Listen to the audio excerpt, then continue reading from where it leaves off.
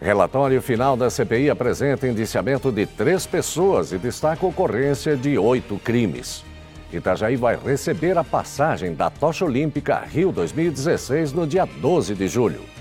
Município registra queda no número de casos de dengue na comparação com o início do ano passado. Livro sobre o programa Jovem Aprendiz vai ser lançado na próxima semana. 25 de fevereiro de 2016, o Jornal da Câmara já está começando.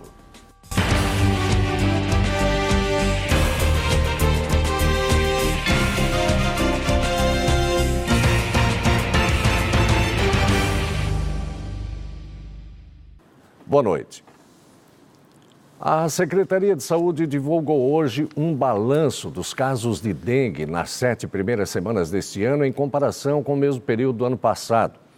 Os dados oficiais mostram que, em 2015, Itajaí registrou 474 casos positivos de dengue nas 7 primeiras semanas do ano.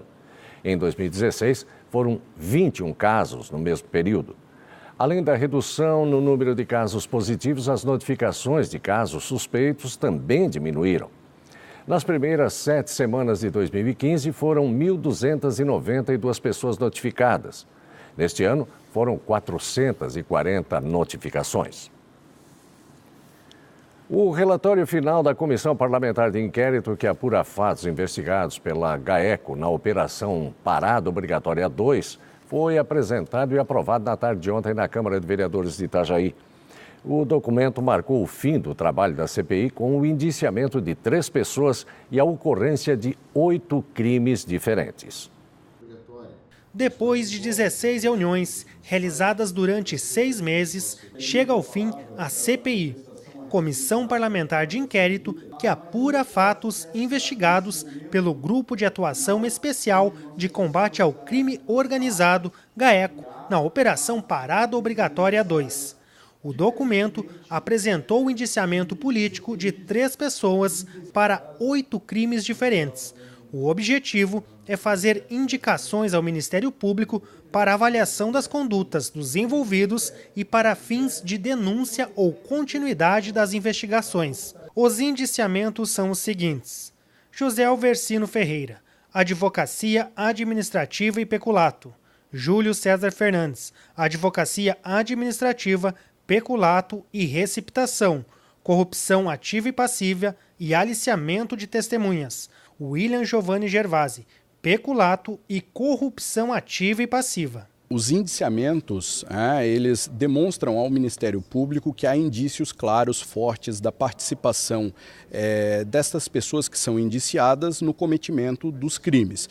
Então agora esse indiciamento sob posse do Ministério Público pode virar uma denúncia e uma ação judicial. Como já existe uma ação judicial em curso, certamente ele será apensado a todo o processo e servirá como reforço das teses que foram inicialmente abordadas pelo Ministério Público. É um processo complexo, especialmente pelo fato de que já havia uma investigação prévia, mas nós reforçamos as teses e, além de tudo, nós contribuímos para que as dúvidas que existiam a respeito do processo possam ser melhor esclarecidas, inclusive no Poder Judiciário. Acompanhando as audiências, a gente percebe que muito do que foi produzido, as audiências judiciais, muito do que foi produzido aqui na CPI já serve dentro do Poder Judiciário para as teses de argumentação de um lado ou de outro e também para os questionamentos, para as perguntas que são feitas às testemunhas e aos réus. Além de ser encaminhado ao Poder Judiciário, o relatório final segue para a Comissão de Ética e Mesa Diretora da Câmara de Vereadores de Itajaí.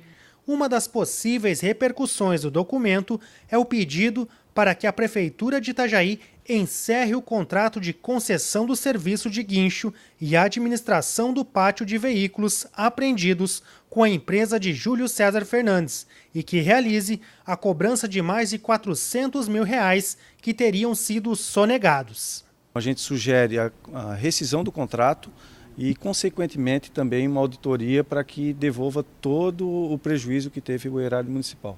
Todos nós, os integrantes da CPI, saem nesse momento com um sentimento de dever cumprido, com o sentimento de que o cidadão de Itajaí, que gostaria de saber, que gostaria de investigar os casos apurados aqui nas operações que o GAECO fez no município de Itajaí concernentes às operações parada obrigatória, foram de fato apuradas e foram de fato relatadas aqui num relatório imparcial, sem efeito de governo ou de oposição, mas um relatório absolutamente técnico.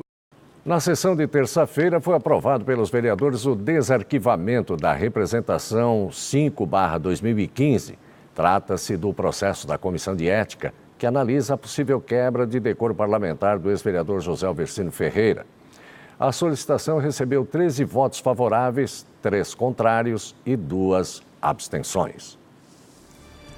E você vai ver em instantes, Itajaí vai receber a passagem da Tocha Olímpica Rio 2016 no dia 12 de julho. É depois do intervalo aqui no Jornal da Câmara. Até já. Repolitizar é a nossa nova maneira de fazer política. A Câmara de Vereadores de Itajaí definiu medidas sérias nessa atual gestão. Com o Plano Câmara Sustentável, houve uma reforma administrativa e tivemos uma melhor gestão de recursos.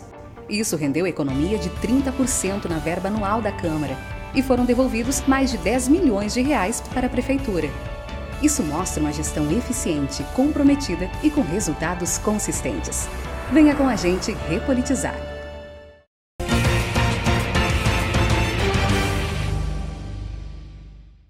Itajaí foi confirmada pelo Comitê Organizador dos Jogos Rio 2016 no roteiro de cidades que vão receber a passagem da Tocha Olímpica. Em cerimônia realizada ontem no Rio de Janeiro, foram anunciadas as 329 cidades que vão ter a passagem do símbolo olímpico. Ao todo, 21 municípios catarinenses estão na seleção para receber a tocha. A passagem por Itajaí está marcada para 12 de julho, 24 dias antes da cerimônia de abertura dos Jogos Olímpicos Rio 2016, marcada para o dia 5 de agosto no estádio do Maracanã. O vereador Oswaldo Mafra, do Partido Solidariedade, propôs requerimentos questionando o cancelamento da construção do restaurante popular de Itajaí. Na opinião do parlamentar, é preciso retomar a luta pela obra. Eu ainda não desisti, porque esse governo só tem mais um ano. E o governo que não quis fazer o restaurante popular vai se findar. E eu tenho certeza que o próximo governo, ou a gente ainda nesse governo, consegue reverter. Claro que a gente não desistiu, pedimos já um monte de informação para que a gente veja qual foi o gasto que esse governo teve com essa trajetória do restaurante popular, essa logística que foi implantada, que infelizmente jogou dinheiro pelo ralo. Não conseguiu fazer o restaurante ou não quis fazer o restaurante. E claro que a gente vai continuar batalhando, brigando, porque o restaurante popular é uma coisa boa para o povo, principalmente para o povo de baixa renda e os trabalhadores que ganham pouco. Então nós vamos continuar lutando sim, não desistir, e se não for agora, vai no próximo governo. A jornalista e servidora da Câmara de Itajaí, Carlota de Oliveira Medeiros, está lançando o livro Jovem Aprendiz. Na obra, a autora analisa as concepções e práticas dos atores sociais envolvidos com o programa que oportuniza o aprendizado de uma profissão. Esse livro é uma pesquisa que foi desenvolvida com vários atores que participam do programa Jovem Aprendiz. Eu entrevistei 19 alunos que na época frequentavam o programa no Parque Dom Bosco e também entrevistei 3 empresas que foram as mais citadas pelos aprendizes, né? Porque o aprendiz, além dele participar numa instituição, ele também desenvolve o trabalho nas empresas. Então, as empresas mais citadas também foram entrevistadas, são 3 empresas, e também entrevistei a representante do Ministério do Trabalho e Emprego e a representante do Conselho Municipal da Criança e do Adolescente, que também representou a Secretaria da Criança e do Adolescente e da Juventude de Itajaí. E na tua avaliação, o resultado do livro, realmente o programa ele surte o efeito esperado, ele prepara o jovem para enfrentar o mercado de trabalho e supre as empresas com boa mão de obra? São vários aspectos que foram analisados, né? Do ponto de vista do aprendiz, do ponto de vista da empresa, do ponto de vista dos parceiros.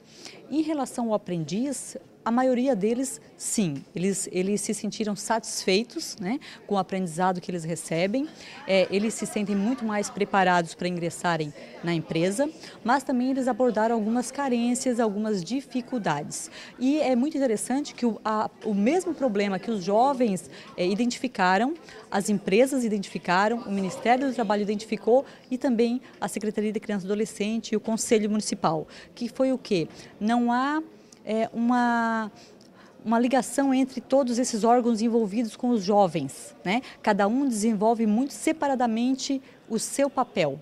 Então, isso é um ponto que tem que ser melhorado no município, tem que avançar no município.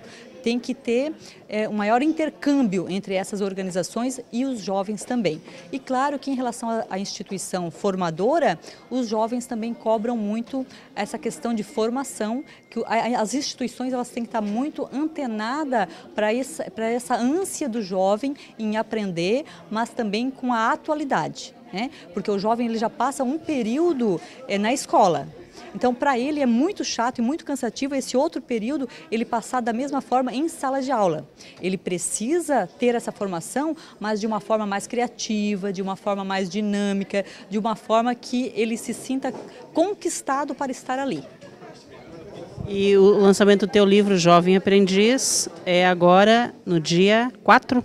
Isso, o lançamento será na Univale, que foi a universidade na qual eu fiz o mestrado em Gestão de Políticas Públicas. Será no dia 4 de março, às 17 horas, porque nós escolhemos esse horário justamente porque o mestrado ele é desenvolvido nas sextas-feiras, né, durante todo o dia e à noite também. Então, às 17 horas é o intervalo das turmas de mestrado. Então, até para que esses alunos tenham a oportunidade de já conhecer uma dissertação em forma de livro, que futuramente eles também vão estar desenvolvendo esse trabalho, o professor Flávio, que é o atual coordenador do mestrado, sugeriu essa data para nós fazermos o lançamento nesse dia, nesse horário, para contemplarmos os alunos e os professores também do mestrado, mas é aberto a toda a comunidade, todos os parceiros e principalmente as pessoas que participaram da pesquisa. E como é que a gente faz para adquirir teu livro? O livro ele pode ser adquirido no local do lançamento, tá? Através de sites também da editora Apres e também nas livrarias catarinenses. O lançamento do livro Jovem Aprendiz está marcado para o dia 4 de março, às 5 horas da tarde, no auditório do Centro de Vivência da Univale. E o Jornal da Câmara de hoje fica por aqui.